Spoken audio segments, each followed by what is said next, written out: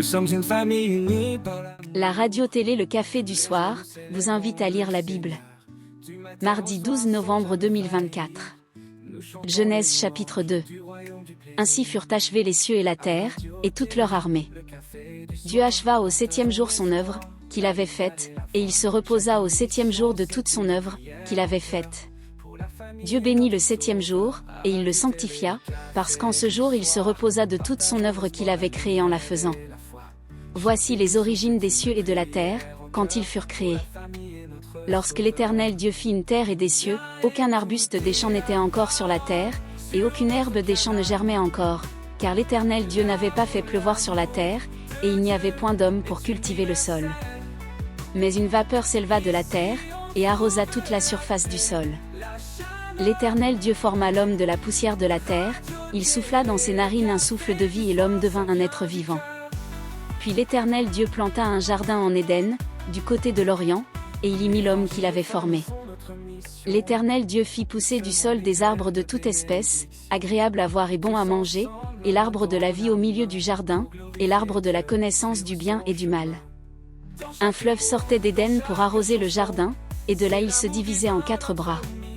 Le nom du premier est Pishon, c'est celui qui entoure tout le pays de Havila, où se trouve l'or.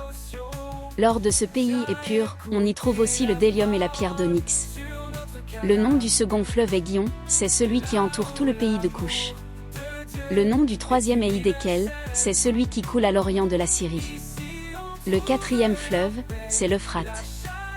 L'Éternel Dieu prit l'homme, et le plaça dans le jardin d'Éden pour le cultiver et pour le garder. L'Éternel Dieu donna cet ordre à l'homme, tu pourras manger de tous les arbres du jardin. Mais tu ne mangeras pas de l'arbre de la connaissance du bien et du mal, car le jour où tu en mangeras, tu mourras. L'Éternel Dieu dit, il n'est pas bon que l'homme soit seul, je lui ferai une aide semblable à lui. L'Éternel Dieu forma de la terre tous les animaux des champs et tous les oiseaux du ciel, et il les fit venir vers l'homme, pour voir comment il les appellerait, et afin que tout être vivant portât le nom que lui donnerait l'homme. Et l'homme donna des noms à tout le bétail, aux oiseaux du ciel et à tous les animaux des champs, mais, pour l'homme, il ne trouva point d'aide semblable à lui. Alors l'Éternel Dieu fit tomber un profond sommeil sur l'homme, qui s'endormit, il prit une de ses côtes, et referma la chair à sa place.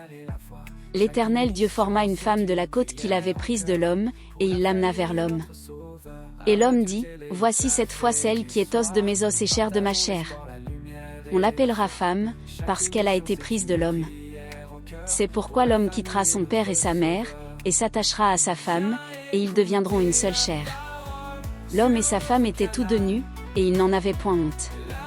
Bonne journée avec la radio-télé Le Café du Soir. Amour, tous les jours nous célébrons le Seigneur. Du matin au soir sans jamais faillir, nous chantons les louanges du royaume du plaisir. À radio-télé, le café du soir, nous partageons l'espoir, la lumière et la foi.